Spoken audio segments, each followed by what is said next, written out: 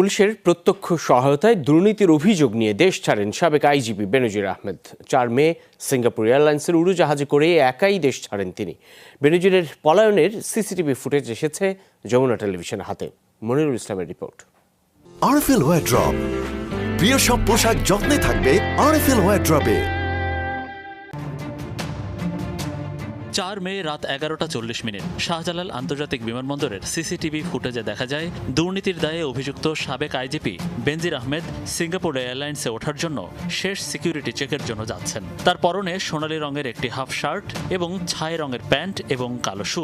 পালানোর সময় বেনজির আহমেদের সাথে তার পরিবারের কেউ ছিল না। প্রমাণ মেলে তাকে সেখানে ইউনিফর্ম পরা 2 পুলিশ কর্মকর্তা সহযোগিতা করছেন। বিমানে ওঠার সবশেষ নিরাপত্তা তল্লাশি কক্ষের ফুটেজে দেখা যায় সেখানে থাকা আনসার সদস্যকে বডি চেক করতে না দিয়েই তিনি পাশ কাটিয়ে চলে যান। যাত্রী যেই হোক না কেন শরীরে তল্লাশি করা